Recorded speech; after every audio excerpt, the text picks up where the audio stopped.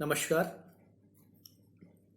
गोस्वामी तुलसीदास भक्ति काल के राम भक्ति परंपरा के श्रेष्ठ कवियों में से एक माने जाते हैं। तुलसीदास के समय में समाज विभिन्न धड़ों में बटा हुआ था। राजनीतिक स्तर पर, आर्थिक स्तर पर और सामाजिक स्तर पर। सामाजिक स्तर पर समाज की जो स्थिति थी वो बहुत विकट और विकृत थी। उस समय जातिवाद, संप्रदाय आदि का जो भाग था, जो पलड़ा था, वो बहुत भारी था।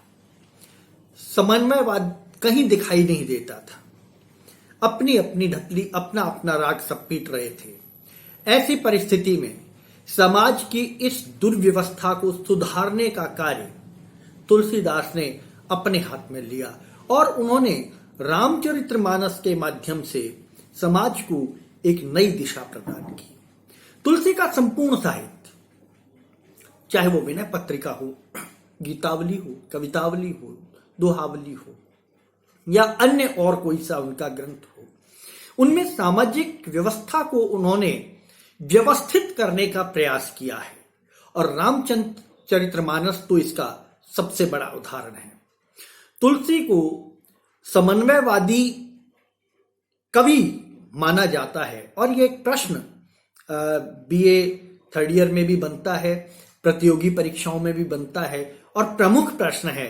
अगर आप पिछले वर्षों के प्रश्न पत्र उठाकर देखेंगे, प्राय हर वर्ष यह प्रश्न पूछा जाता है।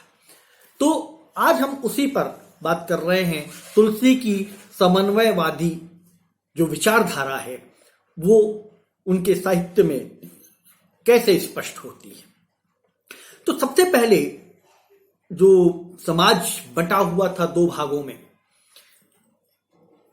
निर्गुण भक्ति परंपरा और सगुण भक्ति परंपरा, ये पहला बिंदु है। इन दोनों में समन्वय की भावना को स्पष्ट करना, स्थापित करना, समन्वय स्थापित करना तुलसी का बहुत बड़ा एक चैलेंजिंग काम था।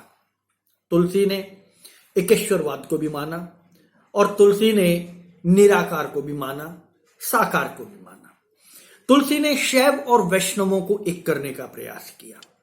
तुलसी ने अपने साहित्य के माध्यम से भक्ति की विभिन्न धाराओं को एक जगह इकट्ठा करने का प्रयास किया। उनका यह मानना था कि एक संप्रदाय निराकार ब्रह्म की स्थापना करता है, निराकार ब्रह्म को पूजता है, उसको मानता है, और एक वर्ग ईश्वर को मानता है, साकार ब्रह्म को मानता है।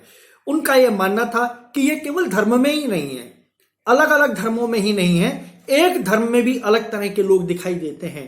शैव और वैष्णव, शाक्त आदि वर्गों में विभक्त लोग यहां पर दिखाई देते हैं। तो उन सब में भी तुलसी ने समन्वय की स्थापना की। उन्होंने कहा कि निराकार ब्रह्म और अवतारी राम दोनों एक ही हैं, दोनों में कोई भेद नहीं। निराकार ब्रह्म में कबीर कहते हैं, कबीरा कुत्ता राम का मोतिया मेरा नाम। तो तुलसी राम की ही आराधना करते हैं और राम पर ही रामचरितमानस लिख देते हैं। तो यह उनका मानना है कि जब ब्रह्म अवतार रूप ग्रहण करता है तो वह साकार ब्रह्म के रूप में स्थापित होता है। और अगर देखा जाए तो दोनों एक ही रूप में हैं। वे कहते हैं कि अगुण सगुण दो ब्रह्म स्वरूपा, अगुण ही सगुण ही नहीं कछु भेदा।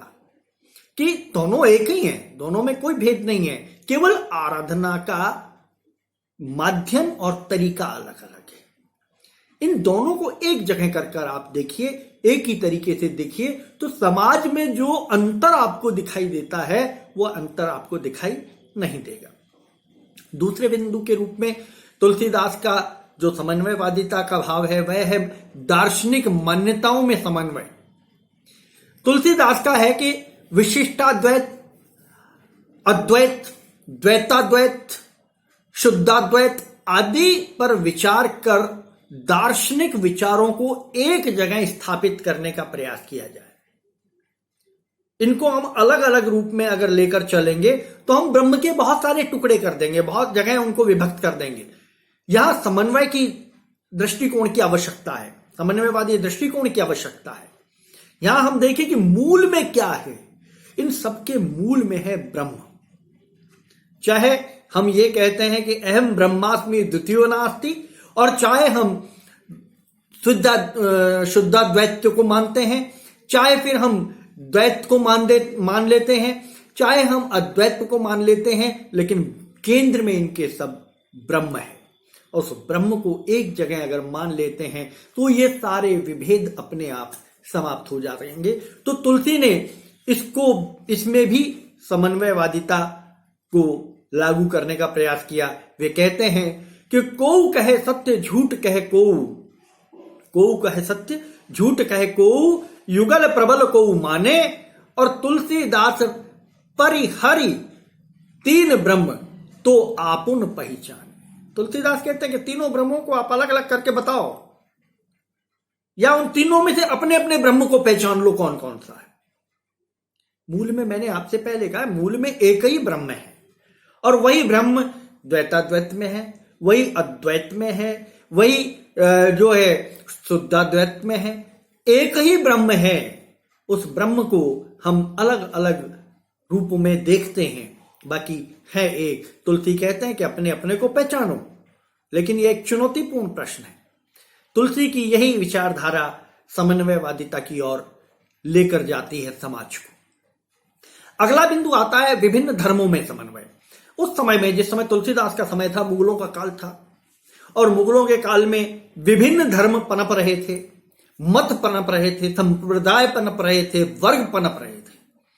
ऐसी परिस्थिति में तुलसीदास ने उन सब में प्रेम भाव पैदा करने का बीड़ा उठाया कि सारे जो हैं, जितने भी तत्व हैं, ये प्रेम के इर्द गिर्द घूमते हैं। शिव वैष्णव को नहीं मानते, वैष्णव शैव को नहीं मानते।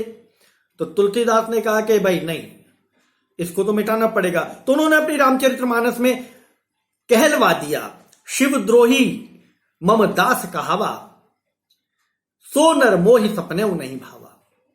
राम के मुख से ही कहला दिया को जो शिव का द्रोही है, अगर वो मुझे अपने आप को मेरा दास कहलाता है तो मुझे सपने में भी अच्छा नहीं लगता। अर्थात शिव की आराधना करने वाला ही मेरा प्रिय होगा। तो शैव और वैष्णवों को एक जगह मिलाने का, समन्वय करने का काम तुलसी ने बहुत बड़ा काम कर दिया। जो शताब्दियों से जो चीज चली आ रही थी, तुलसी ने केवल एक पंक्ति से उस भेद को समाप्त कर दिया। शैव और वैष्णव एक मंच पर आकर बैठने लगे। तो यह जो भाव तुलसी का रहा, समन्वयवादिता का, विभिन्न धर्मों में, संप्रदायों में, मतों में समन्वय पैदा करने का, वह बहुत ही सफल भाव पैदा रहा।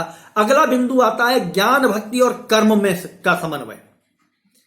कि तुलसीदास कहते हैं कि ज्ञान भक्ति और कर्म तीनों में से किसी की अवहेलना नहीं की जा सकती। तीनों एक दूसरे से जुड़े हुए हैं। एक के बिना दूसरा पंगु है, एक के बिना दूसरे का अर्थ पूरा नहीं होता। वे कहते हैं कि ज्ञान ही भगत ही नहीं कछु भेदा, ज्ञान ही भगत ही नहीं कछु भेदा, उभय हर ही भव संभव खेदा। इन दोनों में कोई भेद नहीं, और अगर इनका भेद करने हम जाएंगे तो भ्रमित और हो जाएंगे। ज्ञान से भक्ति और भक्ति से ज्ञान उत्पन्न होता है। इन दोनों के एक दूसरे के बिना ये दोनों अपूर्ण है। एक उस समय में और एक द्वंद्व था गृहस्थ और वैराग्य का। कवि तुलसी ने इन दोनों में भी समन्वय पैदा किया, समन्वय बैठाया। मानना यह था कि अगर हम भक्त हैं, अगर हम ईश्वर की आराधना कर रहे हैं, अगर हम ईश्वर को खोजने निकल रहे हैं, तो हमें घर बार त्याग कर, वैराग्य धारण करके वन में जाकर तपस्या करनी पड़ेगी, तब ईश्वर प्राप्त होगा। भक्ति का पर्याय यही माना जाता था। तुलसीदास ने कहा ऐसा कुछ जरूरी नहीं है, घर में रहकर भी भक्ति की जा सकती है और भक्त होकर भी गृहस्थ हुआ जा सकता है। वे दोनों एक साथ हो सकते हैं।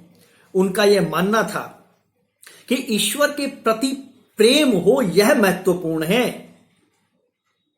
ईश्वर के लिए गृहस्थ छोड़ना और ईश्वर द्वारा दिए गए कर्तव्यों की अवहेलना करना आवश्यक नहीं है। गृहस्थ रहकर भी आप ईश्वर की आराधना कर सकते हैं, ईश्वर के समीप पहुंच सकते हैं, ईश्वर के चरणों में अपना स्थान बना सकते हैं। वे कहते हैं कि जे जन रूखे विषय रस चिकने राम स्नेह, तुलसी ते प्रिय राम के कानन बसहि की गेह।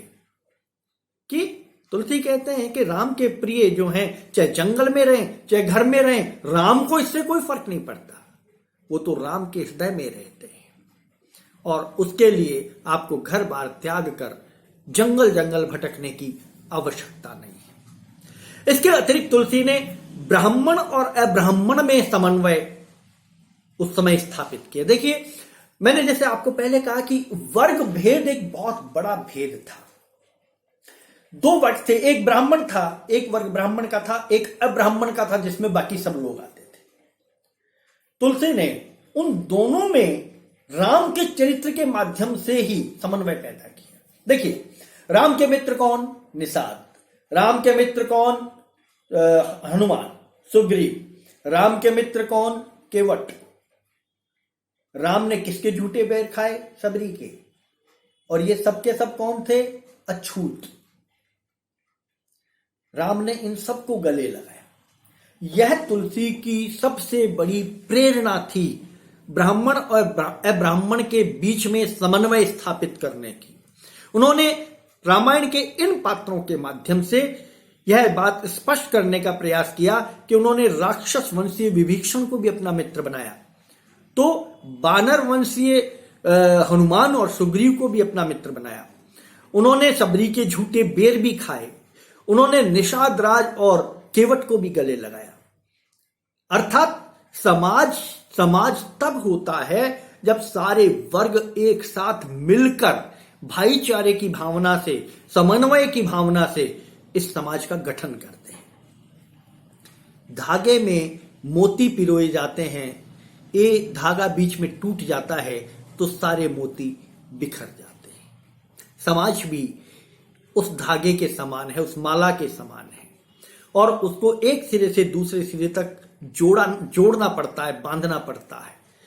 तुलसी ने समाज के विभिन्न वर्गों और संप्रदायों को एक जगह बांधने का प्रयास किया है, और वे काफी कुछ इसमें सफल भी हुए हैं। उन्होंने इसके अतिरिक्त शक्तिशील और सौंदर्य का समन्वय स्वयं तुलसी ने राम में स्थापित किया है। राम शक्तिशाली है, रावण का वध किया, शीलवान है और कामदेव से भी अधिक सुंदर है।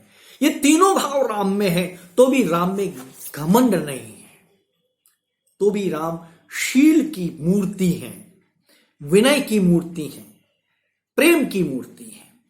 यह तुलसीदास राम के चरित्र के माध्यम से बताना चाहते हैं। राजा और प्रजा में समन्वय की भावना स्थापित की तुलसी ने। जब भरत चित्रकूट में राम को लेने गए तो राम ने भरत को यह सबसे पहला पाठ पढ़ाया कि राजा के लिए प्रजा उसके पुत्र के समान होती है, और यदि प्रजा दुखी रहेगी तो राजा सुखी नहीं रह सकता। इसलिए अपनी प्रजा का अपने पुत्रों की तरह पालन पोषण करना, और उसी के लिए वे कहते हैं कि जासु राजा प्रिय प्रजा दुखारी, सो नृप अवश्य नरक अधिकारी।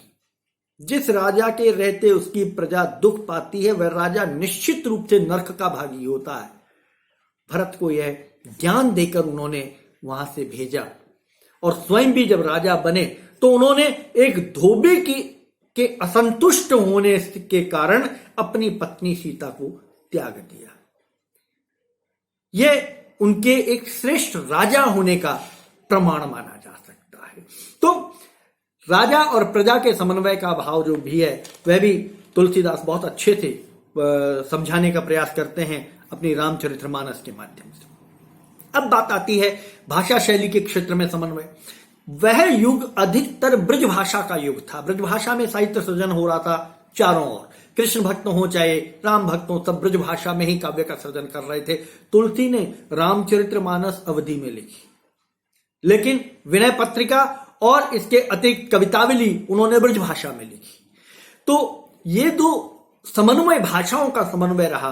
तुलसी ने इसका भी बहुत अधिक ध्यान रखा, और उन्होंने रामचरितमानस के कांडों के प्रारंभ में संस्कृत भाषा का प्रयोग किया। संस्कृत भाषा में उन्होंने मंगलाचरण रचे, मंगलाचरण गाए हैं। इसके अतिरिक्त तीनों भाषाओं में अपभ्रंश, अरबी, फारसी, राजस्थानी, पंजाबी, भोजपुरी आदि भाषाओं का शब्दों का प्रयोग भी तुलसी के साहित्य में पर्याप्त मात्रा में देखने को मिलता है। इन हिंदी भाषा की अभिव्यंजना शक्ति जो तुलसी में देखने को मिलती है, अन्य किसी साहित्यकार में, किसी कवि के भाषा में वो चीज देखने को नहीं मिलती। उन्होंने स्तोत्र शैली, संवाद शैली, दोहा चौपाई शैली, पद शैली, कवित सवैया शैली, बरवे, सोरा, दोहा आदि में काव्य रचना की तथा इसके साथ ही महाकाव्य, खंड काव्य और मुक्तक काव्यों की रचना भी उन्होंने की, जो साहित्य की एक अमूल्य निधि के रूप में दिखाई देते हैं। उन्होंने प्राय सभी रसों का अपने काव्य में प्रयोग किया है। उन्होंने वीर रस, करुण रस, विभत्स रस, श्रृंगार रस का भी उन्होंने वर्णन कहीं कहीं किया है। और लेकिन जो श्रृंगार है वह सहज, सरल, सौम्य श्रृंगार का उन्होंने वर्णन किया है। तो कह सकते हैं अलंकारों का बहुत सुंदर तरीके से उन्होंने तुलसी का जो प्रकृति चित्रण है, अनुपम प्रकृति चित्रण है। प्रकृति चित्रण के मामले में तुलसीदास बहुत रिच हैं, बहुत बढ़िया उन्होंने प्रकृति चित्रण किया है। तो कहने का तात्पर्य तुलसी का समग्र साहित्य समन्वयवादी साहित्य माना जा सकता है और इस समन्वयवादी भावना के कारण ही तुलसी को लोक नायक भी कहा जाता है। यह प्रश्न कभी कभी इस तरीके से भी आता है कि सिद्ध कीजिए तुलसी लोक नायक थे, तो उसका भी यही उत्तर है। क्यों थे? क्योंकि तुलसी समन्वयवादी कवि थे। क्यों थे? कि तुलसी समन्वय की अवधारणा को लेकर चलते थे, समाज को साथ में लेकर चलने की तुलसी की अवधारणा थी, इसलिए तुलसी लोक नायक थे। तो एक ही प्रश्न में दो प्रश्न शामिल हो जाते हैं और बहुत महत्वपूर्ण प्रश्न है। यह किसी भी तरीके से आ सकता है, तुलसी की समन्वयवादिता के रूप में भी आ सकता है और तुलसी के लोक नायकत्व के रूप में भी आ सकता है। इस प्रश्न को आप बहुत अच्छे से तैयार कीजिए। आपने यदि चैनल सब्सक्राइब नहीं किया है तो मेरी प्रार्थना है, रिक्वेस्ट है कि आप चैनल को सब्सक्राइब करें, लाइक करें, ताकि हम और अच्छे वीडियो आपके लिए लेकर आ सकें। नमस्कार।